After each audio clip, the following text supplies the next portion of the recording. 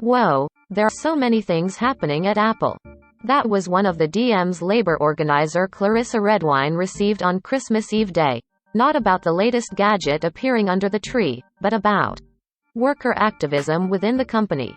Some employees at Apple stores had declared that they were striking on the last-minute shopping day, and calling for a consumer boycott, to demand better working conditions for retail workers. While the limited walkout might not have appeared to make much of a splash to outside observers, it caused tech workers and organizers within Redwine's world to take notice of the activity, and how Apple employee issues were being aired at so many different levels.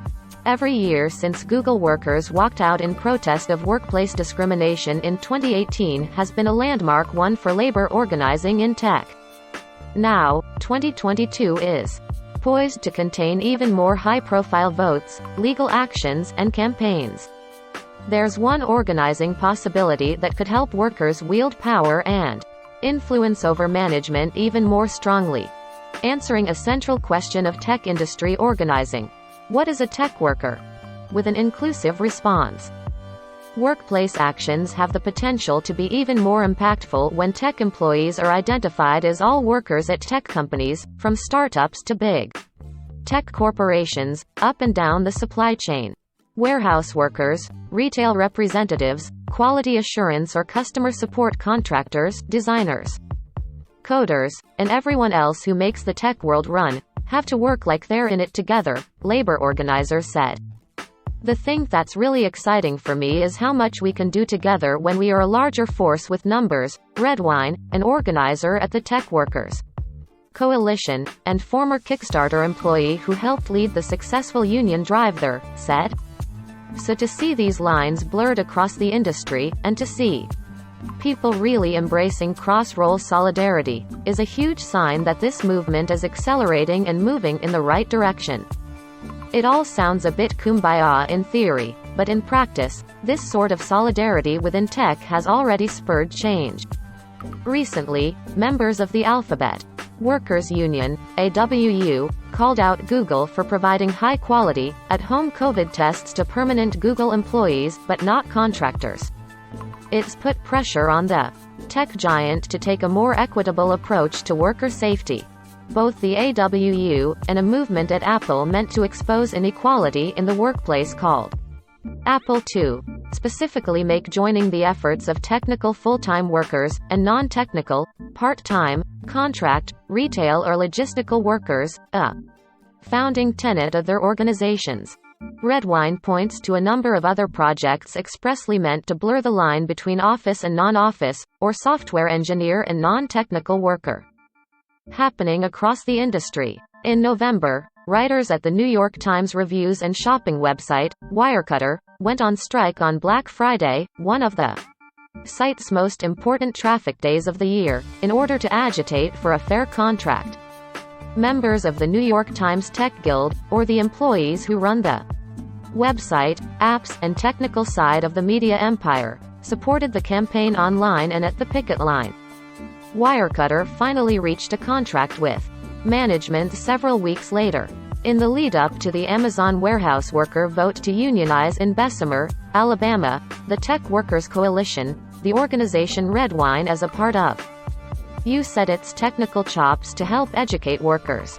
When Amazon posted a misleading website about unions, the coalition created an annotated version of the site that used facts, absurdity, and website design to counter the anti-union propaganda. The Bessemer union vote failed to pass in April, but the National Labor Relations Board ruled after the fact that Amazon had illegally interfered in the vote. Workers are set to re-vote in 2022, and there are other diverse Amazon organizing efforts taking place. Jess Kutch, co-founder of the advocacy organization Coworker.org, said her organization has been supporting grassroots movements at multiple levels of Amazon, including warehouse and delivery workers, as well as employees like UX designers at headquarters. There's pressure inside Amazon in various parts of the company to organize, Kutch said. Workers are trying to build power. For the most part, both in recent years and historically, organizing in tech has been stratified. Workers such as those Amazon employees voting to unionize in Bessemer and Staten Island are running campaigns with demands similar to other union efforts outside of tech that focus on issues like wages, benefits, and worker safety. But back at tech office headquarters, worker actions have been focused around workplace equity and business ethics issues, such as not taking government contracts to provide infrastructure for ICE or build AI for the military. It's not inevitable that the two will coalesce. There would be a big cultural, educational, and class gap between programmers at Amazon and warehouse workers at Amazon, said Louis Hyman, the director of Cornell University's Institute for Workplace Studies, who has studied tech organizing in Silicon Valley, said. These gaps have historically stood in the way of organizing movements, he added. Kutch is not yet clear on whether Amazon warehouse workers consider themselves tech workers. But the fact that office workers are standing up to management at all means that history might not have such a strong hand in writing the next chapter. General Electric factory workers went on strike in the 20th century, but there weren't strikes in the GE management suite to make GE treat their workers better or not build bombs, Hyman said of how organizing seems to be permeating in places it has not before. When Kutch worked with Google employees in the early days of organizing in the mid-2010s, Google employees were concerned about the contractors and vendors, such as cafeteria workers and bus drivers, but they didn't think they had their own beef with management or rights issues. That's not the case anymore, Kutch said. Executive decisions regarding government contracts have shown employees that they may have less sway than they thought, despite company talking points about purpose-driven missions. Some tech employees now see themselves as workers, and they understand that they only have so much power in their companies, despite what their paycheck might be, and that the only way to actually have power is to join together. It's possible that the organizing tool of mutual aid funds could help further that cause.